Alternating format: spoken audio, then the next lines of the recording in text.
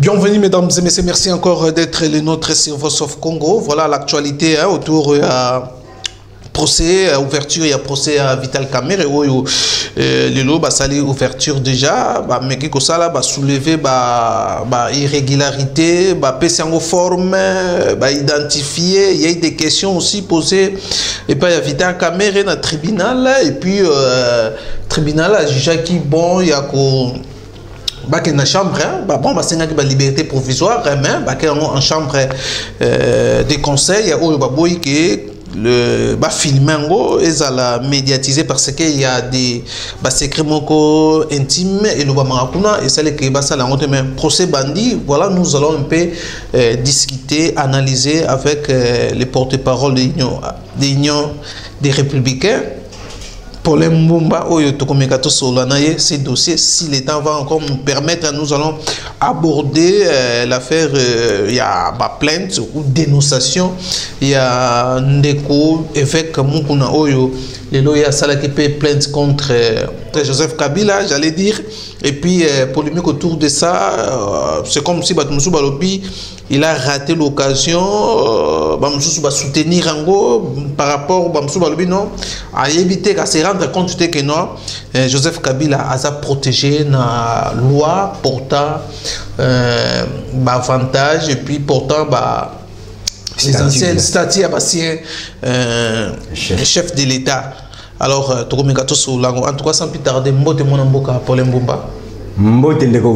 Voilà, alors le lot sur le moment que l'actualité autour où il y a procès à ouverture, il y a procès à Vital Kamerhe et le lot Vital Kamerhe à Zaki face il y a juge des juges juge naturel naie où le lot mais quelque ça là formalité il y a ouverture à dossier tout le monde va soulever qui peut exception et puis même tous les trois wana liberté pour deux wana liberté provisoire.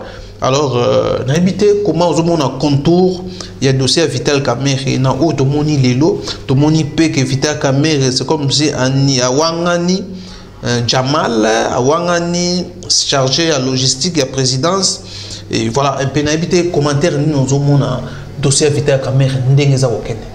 Merci de Ousmane na opportunité oyo au PC Union des Républicains et puis na porte-parole na bango monsieur Paul Mbumba na ndenge oyambi biso na boboto na kati ya chaîne na bino. Et tu peux saper les téléspectateurs nyonso oyo balanda biso na bokebi mbote poete to salimo mikolo belé tozoko se communiquer na bango et puis nako sanga ko saluer le président national Norbert Lui était en séjour aux États-Unis d'Amérique ici que les alliés mbote na ba membre nyonso Union des Républicains awa na ville province de Kinshasa pourquoi pas na République démocratique du Congo. Pour na kozonga na mutuna oyo ndeko journaliste otuningai dossier ya Vital Kamerhe oyo azali directeur de cabinet ya monsieur Félix Tshilombo et là komoko to koyebisa ba téléspectateurs peuple congolais dans son ensemble bazo kolanda biso na ngonga oyo et là ko liboso ezali mutuna esengeli to tuna Vital Kamerhe, directeur de cabinet, il y a M. Félix Tshilombo. Voilà. Tango, M. Tshilombo, Félix a prêté serment. Après avoir prêté serment, peuple Azelaki a posé des actes sur le terrain. Action à Liboso, M. Tshilombo a posé qui il y a instruire directeur de cabinet naïe. Oyo babengi monsieur Vital Kamerhe Lwakaningini Kingi alobi na yeboye monsieur Vital Kamerhe komela gouvernement sortant mukanda bakoka ko soir ba engagement nyonso bazalaki nango bazali lisusu na qualité ya ko engager gestion ya mboka te. Voilà. Et après, action wana, tout le monde qui le programme il y a 100 jours avait été créé. Tango va créer, va monter programme il y a 100 jours. Et M. Félix Tshilombo a instruit directeur de cabinet naïe, il a supervisé programme Oyo Babengi il y a 100 jours. Tout part de là. Parce que les Congolais mingi, ils semblent ignorer place Oyoana. Voilà. Alors, tango ba pesa ki bango programme il y a 100 jours. Tout le monde qui misala e bandaki na ba commune mususu misala ezali ba place mususu ba province mususu misala ezoko salema ba place mususu ezoko salema te ndenge to bandai kolanda na ba radio pe ba télévision. Oh ya suka to mona qui était monsieur Vital depuis ya koma ki directeur de cabinet ya monsieur Tshilombo pour la première fois à cela qui apparition na radio moko de la place. Na boyi kotanga kombo et puis sinon tolanda ki na radio wana alobi nini nazalaki attentif pour azalaki invité na radio wana. Alobi d'ici les 30 il y aura inauguration il y a saut de mouton il y a pompage. Biso a toke na rappel mingi pompage toyebi misala ndenge zoko salema na niveau ya saut de mouton il y a pompage. To mona ki biso moko toyebi en tant que peuple que ceux qui va inaugurer saut de mouton il y a pompage na lolenge wana ba dégâts eko salema parce que ça musala moko inachevé. Voilà. To lebi et ko salema bongo te.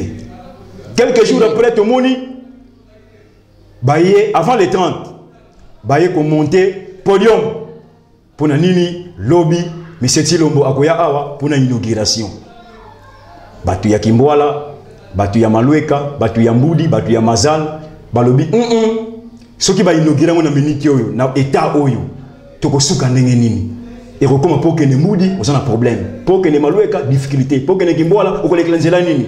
Malamba si ça musala wana balamoko pour baya ko inaugurer. Et après tout moni yemoko monsieur Tshilombo na ko sala tournée ya baso de mouton natala état musala ndenge esalemi asali tournée na mois de février tolandi biso nyonso.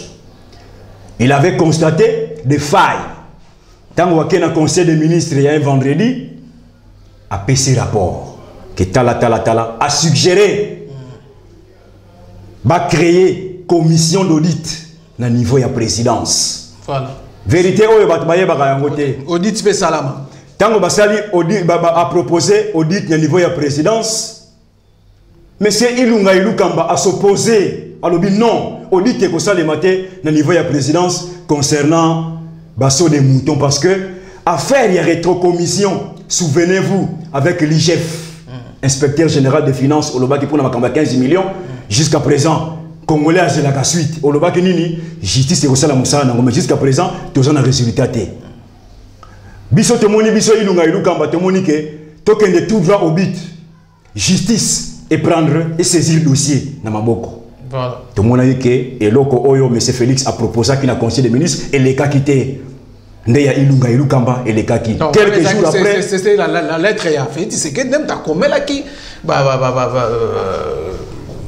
Juge. Mais grosse enquête. C'était ça. Pour Félix, c'était la enquête au niveau de la présidence. Toyebi, Bissonion, Sosoki, Balobi, que non. Comité. Va créer comité basala enquête au niveau de la présidence. Toyebi, finalité de Zalaka. Mingi, pot de vin et les caca. Parce que c'est pas pour la première fois. Depuis à l'époque quand Joseph Kabila gérait officiellement le pays, Makambo et les caca.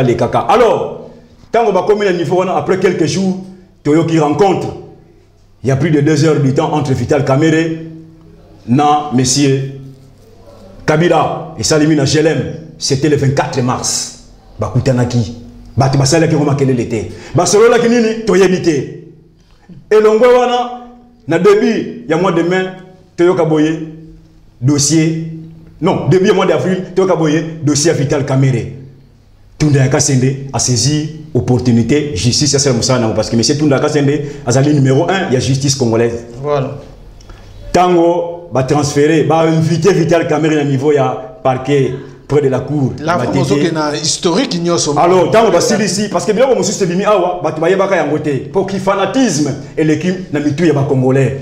Sans que va tenir compte de la réalité, peu vérité, que disent les lois de la République. mingi bato basalaka allusion na mibeko ya mboka te bakendaka tout droit au but parce que olingi X olingi Y te parce que olingi Y olingi Z te yango to s'emportaka mingi na ki fanatisme surtout les jeunes politiciens actuels quand on va ici à l'université bakanisi qui ba yebi politique mingi batwana bazana système oyo wana alors tango ekomi kuna na niveau ya justice ba propos oyo to bandaki kolanda que la justice fasse son travail na landi yango de part et d'autre biso pe hier to yeto lobi que oui faut to émettre un bémol point de vue na biso na dossier oyo wana oui to yebi été dossier ya Vital Kamerhe.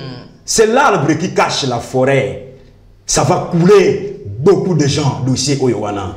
Parce que Vital Kamerhe, oui, il ne se laissera pas faire. Parce que j'ai dit dans mon introduction, M. Vital Kamerhe, directeur de cabinet, instruit par sa hiérarchie de coordonner les activités il y a 100 jours. Voilà. Croyez-vous aujourd'hui, s'il faut remarquer les failles, que des bévues et tout ça à niveau, il y a un programme Oyowana. C'est seulement Vital Kamerhe. Vous allez épargner son chef. Je ne crois pas. Aujourd'hui, moi, je suis communicateur, il y a Union des Républicains. Si je parle, je sais, aujourd'hui, ils allaient premier jour périr le dossier, procédure judiciaire et les caca. En réalité, aujourd'hui, c'est le premier jour. Mais une seule chose, tout le monde Monsieur Norbert Luyeye, avant Alongola Makolo Awa Akende Namboka ya Amérique, Alobaka Asalaka 3 déclarations concernant situation Yamboka. Après ça qui conseille Nandekonaye Tilombo. Que ceux qui ont dit conseil on a dans les jours qui viennent au subir. Et dans tout ça, dossier Vital Kamerhe, la personne qui est visée, Ndekonabiso Tilombo. Nanazo visé. Nalobi, Nanazo visé. Je viens. Aidez-moi à alimenter les Congolais. Voilà. Ba obazo kolanda biso na kati ya mboka pe libanda ya mboka. Na kanisi ndeko na biso Tilombo tango tolobaki ke renoncer na accord na deal oyo salaki na ndeko Kabila. Mingi ba mona kiambo la légère. On nous a taxé de tous les mots, surtout mon mboka Norbert Luyeye. Yo yimi ndenge niki ba signé accord, ba lobaka nyonso esengi ba loba pona ye, mais tellement que vérité ça la têtu. Aujourd'hui, tout le monde Bambo attaqué le pas, le discours il y a eu un accord secret entre Félix et Ndeko Kabila. Donc, vérité éthique à la vérité. Voilà. Tant que lobby que Moutou a visé dans le dossier, c'est Ndeko Tilombo Félix. Oui, c'est le FCC. Ba allié naïe, tu vas partenaire naïe. Visé pour Nanini. Parce qu'on visé na violation intentionnelle. Il y a constitution paix, Mibeko Namboka, Mibeko Yamboka Nabiso. Ndeko Ousmane, tu as fongola ba Congolais.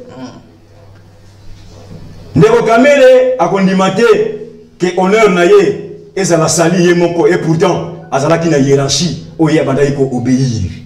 Il y a eu un chef au groupe PC Benjamin. Après comment na hiérarchie ça va procéder à moulaï. Muteloko la Vital Kamerhe a une double casquette devant Ndeko Nabiso Tilombo. Un, c'est son allié direct.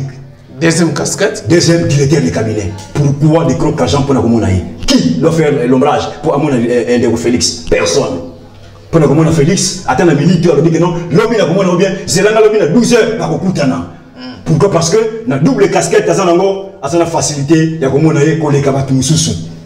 Alors, FCC a un plan naïe, vu ma cambo belé, négocier l'ombo. Parce que mingi, batu balingi rakolobela, ba sorti oyo négocier l'ombo, ça y na libanda yambokate.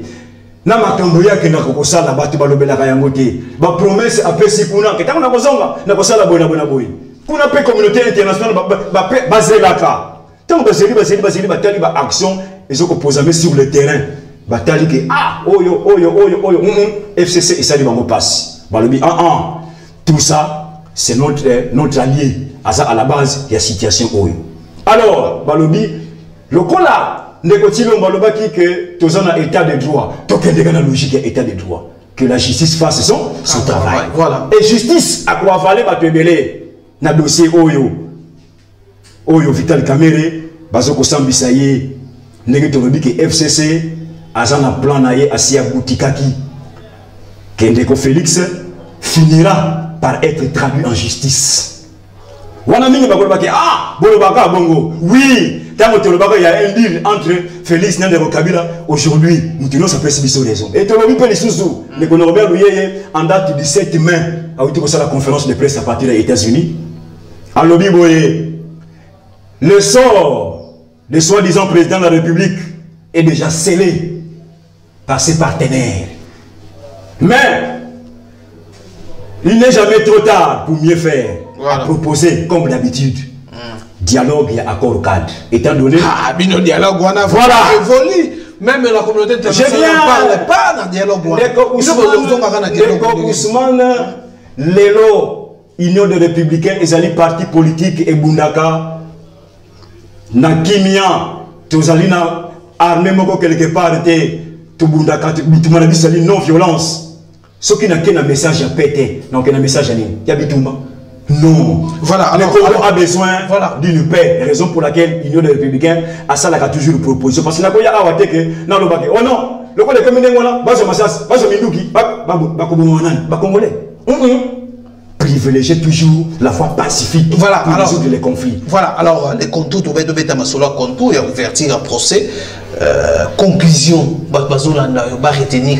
Et là, on est battu pour retenir. Tokosuka, la juridiction, il y a des côtés le 25, déjà, il y a un problème. Tout à fait. Même le tribunal a rappelé, donc, Kamer et Kenon, a ça poursuivi pour un détournement, il y a un dernier public.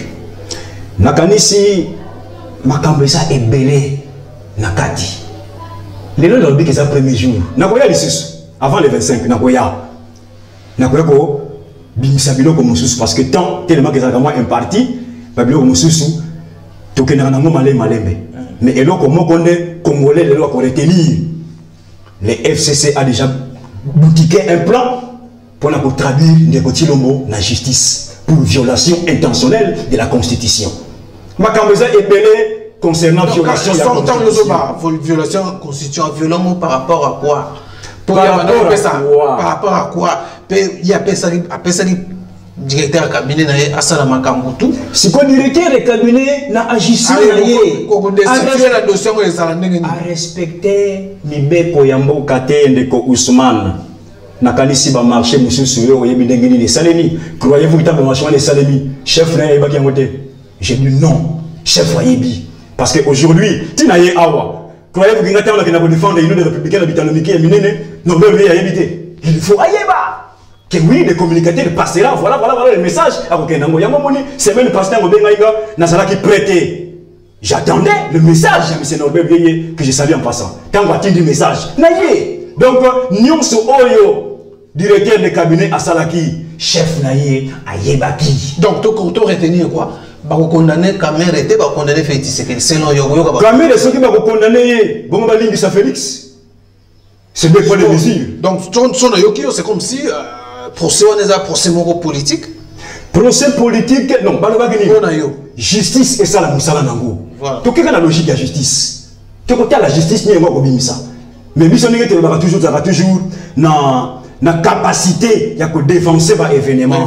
Alors, quand il est par dans dossier comme politique, il faut que non, il faut que dépolitiser. Pour dépolitiser un peuple, il faut dépolitiser. Vital Kamerhe dire la vérité. C'est ça la dépolitisation. Vital Kamerhe combattait alors la vérité. Qu'est-ce qui s'est passé au juste?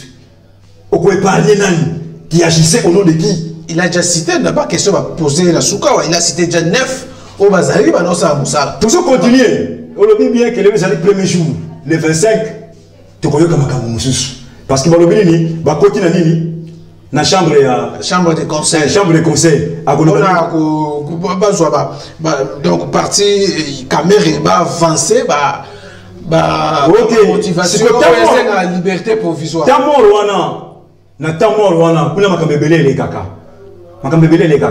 Ousmane, Nandeko ya na dossier ya Vital Kamerhe et Sengeli justice et ça la musala nango. Mais nakanisi FCC azana plan naie sur allié naie. Donc yo plan Zali contre Félix Tshisekedi. Na dossier 100 jours. Dossier à 100 jours. Akobi Kate. Je dis bien Akobi Kate na dossier à 100 jours. Norbert Vieux a sali conférence de presse à Lobaki yango. Pour na nini mboka na biso n'oubliez pas, Neko Ousmane, que nous avons une crise au sommet de l'État. On a pas ça la allusion de baba termine le coronavirus. Oh, il peut comme chef d'enfant dans le cannabiso. Pour nous battre, pour traiter la réalité politique, pour traiter la crise au Tozan Nango, non, Tozan a confinement. Non, Tozan a Covid-19. Pour nous bomber, nous devons résoudre la crise au Tozan Nango. Crise Tozan Nango part ou tire sa source ou sa base dans l'élection chaotique le 30 décembre 2018. Donc vous êtes besoin de démarche à la Mouka? Non, démarche à la Mouka, la Mouka a continué la démarche. Là, je serai d'accord. Voilà, discours à la Mouka. Non, je viens. Discours. Bien que nous avons non. Aventurier, c'est trop fort ça. Nous sommes en politique et nous sommes des adversaires. Le respect est mutuel, ok? Discours la Moukande au côté du discours IR. Pourquoi? Parce que avant les élections, c'était des préalables que M. Norbert Louyé et l'Union des Républicains pourquoi pas aller posaka. Avant toute une élection, la réforme à l'armée, à la police, tout, ils ont préalable na biso. Raison pour laquelle la population peut boycotter ma ponami, en violation de la constitution. Ne battu à la Mouka. Après avoir subi échec, parce que tu peux ça, est-ce que c'est que Norbert Louyé a dit, et ça malam, et ça solo, et Norbert Louyé a prouvé qu'il n'a jamais menti. Oh, non, ça ne va pas vivre, oui, les enfants prodigues, le discours.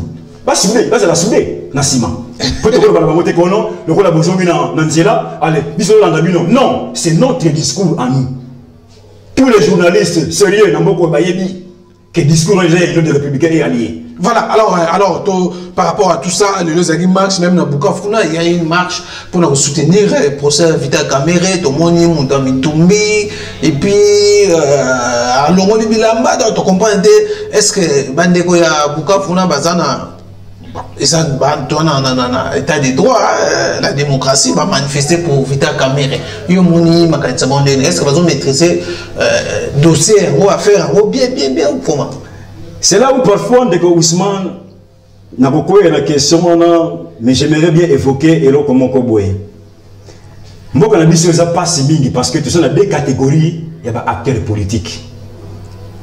Et parmi les deux acteurs politiques, Bosolo et Salakate. Il y a les Bosolo, les dinosaures, Obasaïna Mobutu, Baye Kosuki Ndeko Kabila, et il y a Mibalé, les jeunes politiciens, c'est-à-dire des avocats, des médecins, des journalistes, des sculpteurs, des sociologues et tout ça. Bango Baye la politique, non pas pour un changement total et ça les manamboka, mais Balingi va se retrouver. Ceux qui vont se retrouver à Bango et Sili Nango.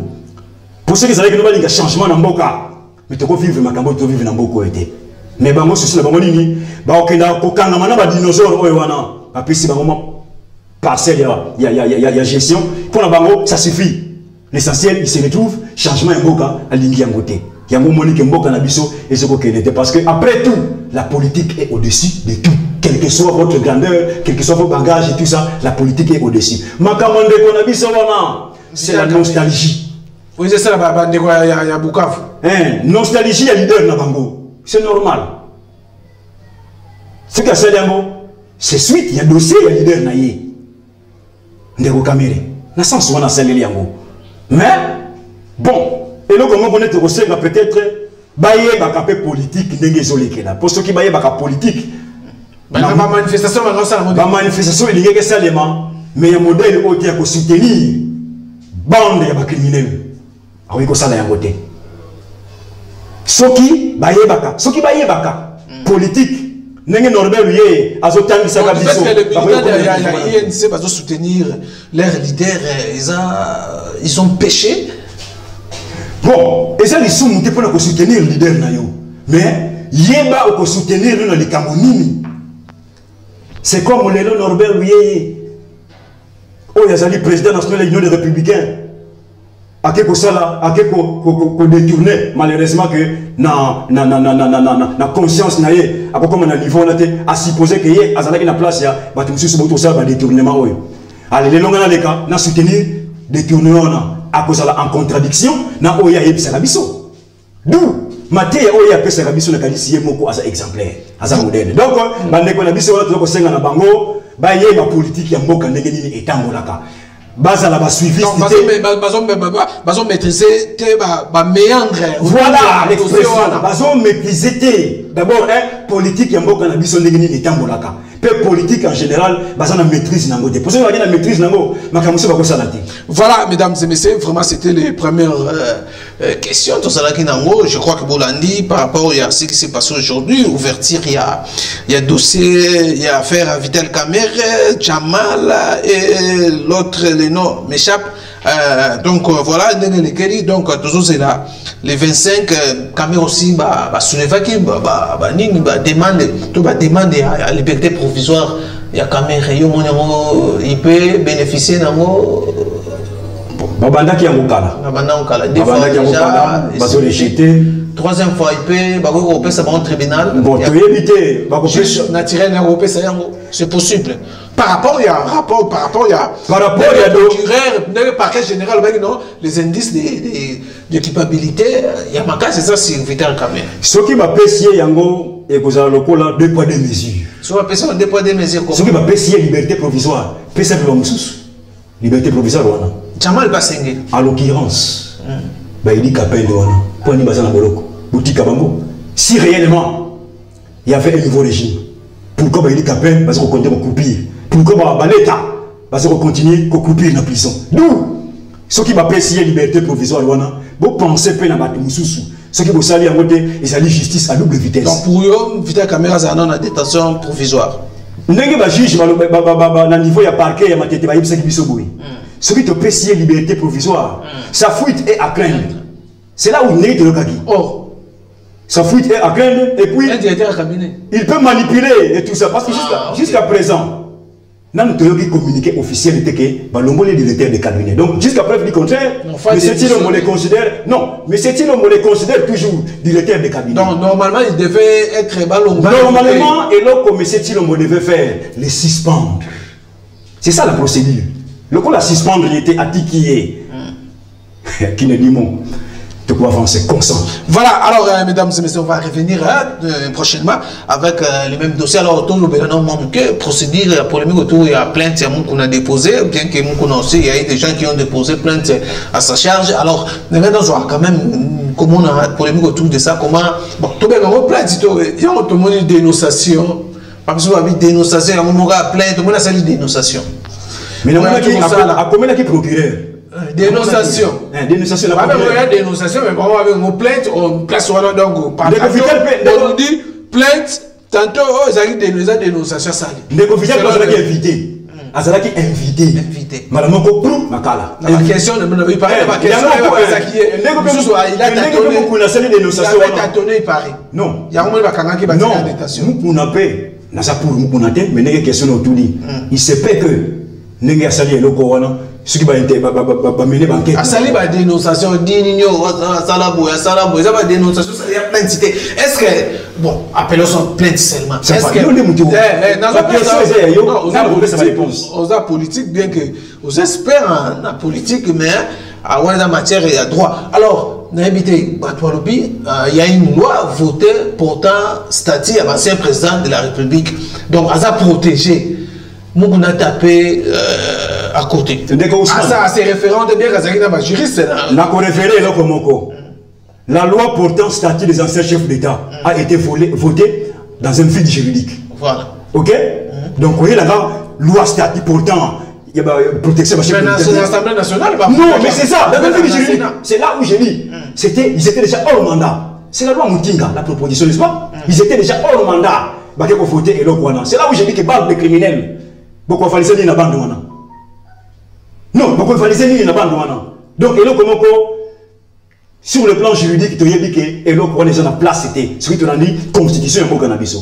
Parce que Bazala qui est déjà hors délai constitutionnel, des communes on a prolongé, vous savez, ils se sont référés à la constitution Mokanabiso, dans le débat, c'est le nouveau président sera installé jusqu'à le discours mais tant que bango baso possible ba fota ki loi oyo wana biso ba kenini Mimbe Cognon, ce qu'on va voter dans un vide juridique, et ça a un impact mon côté sur le terrain. Mais l'élection, ça l'a répété. Ce qui va élection et ça le qui en violation de la Constitution, raison pour laquelle je vous ai dit, ne nous voilons pas la face. Il y a une crise politique et sécuritaire dans le pays qui nécessite une solution politique à travers une retrouvaille politique. Ça, c'est vous cherchez ma poste. Voilà, il y a un dit que non, il y a un mot qui va violer un mot.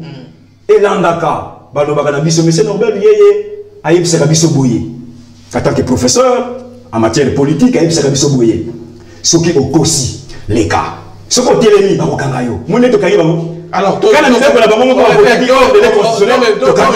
revenir dans la démarche à Moukoulaza, démarche Moko à taper à côté, ou démarche Mokoza, il faut soutenir. Bon, d'abord, c'est encouragé.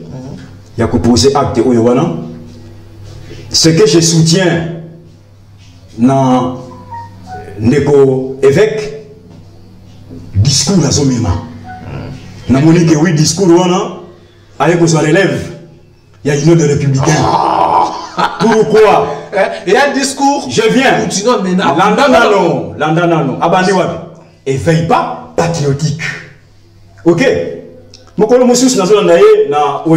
faut aussi te répéter. Coutinho, Ndeko Coutinho, Tikanano. Il a sauvé le Congo. Je suis victime, il a sauvé le Congo. Voilà. N'a porté la ciment. N'a sauvé le Congo. J'étais dans la salle. Donc, dossier on a et ça émission. Para encourager na mboka. Tout ça d'abord dans dossier il y a effet Mukuna. Makanisi o ya soko bimisa. Ndeto beti maboko parce que malgré en retard aye ko emboîter le pas na message oyo mwana mboka na obé. C'est le gars bien de Bombabi il a été non, juste pour un éveil patriotique, c'est le discours et de républicains ont véhiculé. Coup de chapeau. Ne place c'est mon émission moi. Bon place c'est ngozate. Place c'est ngozate. Mo balobaka toujours toyebi de komukuna auti wapi akomi wapi. C'est ça les places maintenant quelque part moi voilà et moko tozoko kabola makanicité voilà parce que nan peut to vendate que to discuter to solo là makambo na poto ba en tout cas yo tant on emboîter les pas bona boy mais nous le félicitons quand même na courage au yazui. Il y a comme médiatiser le discours que Louis a toujours prôné depuis le 28 novembre 2003, date de la création de l'Union des Républicains. Donc, le va porter sous plainte pour avoir à Saliba. Mais c'est là où je dis, là où il était, la place a commis. Parce que dans la conférence de presse, il y a des Atundu. Les 7 mai, Atundu à l'Oniboui. Makambo propos ya pasteur makambazo lo boye boye lo makambe bele mais attaque politique et là on a Simbaki alors bi toyebi muntu azana sima ou batu bazana sima ya évêque pasteur le makambazo ko sala mais tu veux comprendre wana atundu tu veux comprendre que bande ko na biso ya cash baza derrière il y a eloko oyo wana mais ngai atundu nazoko lo bataki communicant il y a FCC tu comprendre que Melesi Bapesana Namboua, on a des propos à Atundu. Alors, dit bien que Franco n'avait pas tort de dire que Melesi Bapesana Namboua. Voilà la suite des événements.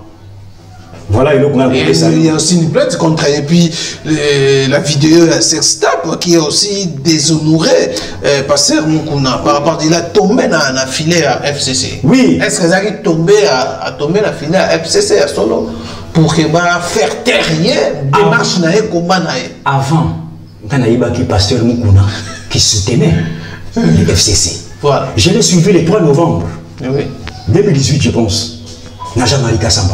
Il était aussi parmi Azalaki responsable de la cellule religieuse. Il y a FCC, il y a campagne à Chagrin. Ok? Alors, dans la cellule Wana, les FCC avaient mis des moyens, 350 000 $. Oh, il y a des noms. Ça qui a besoin d'un mot. Bon, il n'a jamais donné à mon 350 000 $. Negi ba dénoncer yalo bikeno bango na bango bazoko fundana parce que na yeba keno le code dans la cellule religieuse il y a FCC ipto faction à sa membre il y a FCC ce que bango na bango ko fundana des places dans le bail que oui na démarche ou le discours oui avec emboîter biso les pas mais procédure négation memenango c'est là où peut-être na koloba bon place à outil na place à commis ça c'est voilà donc place voilà mesdames et messieurs ça n'est fini merci de nous pour ça que les bakwa kolanda biso merci le basu côté je ça pour ça le basu minutes bon pesa le basu rapidement tocal oui le basu ka tozoye bisana ba congolais ba oyo bazala kati ya mboka pe ba oyo bazali banda ya mboka ke mwana mboka Norbert Yeye atiki binote tant mort oye a salaki et salaki tant mort pour à observer si réellement message oye a pesa pe a pesaka 8 le 28 novembre 2008 date de la création de l'Union des Républicains est-ce que ba congolais ba intérioriser yango Dieu merci que nyonso oyo presque aloba loba les autres moniques ba congolais ba komi ko comprendre que oui Norbert Yeye avait raison que la crise politique et sécuritaire est bel et bien dans notre pays et ça qu'on nécessité une solution politique. Mais là où tu le dis c'est que bon continuer toujours comme ça attentif à chaque fois apparition na biso na ba chaîne ya ba télévision ba radio beaucoup ça va kozwa et loko ya sikate beaucoup à dire yana mais le temps nous fait le loko pesi bango mwandambo et le loko na pesi bango mwandambo na dossier Vital Kamerhe ba yeba été que Vital Kamerhe ne baissera pas les bras. Voilà, à couler, n'a pas oyo nyonso, va participer qui na programme il y a 100 jours. Voilà, mesdames et messieurs, c'est par ces termes que nous mettons fin na émission de Bissolelo, na le porte-parole de l'Union des Républicains. Pour le Mbumba, merci aussi na Francis Paka, na les caméras, na montage kuna, tokotani, mbala yasima, na numéro msoso, portez-vous bien, bye bye.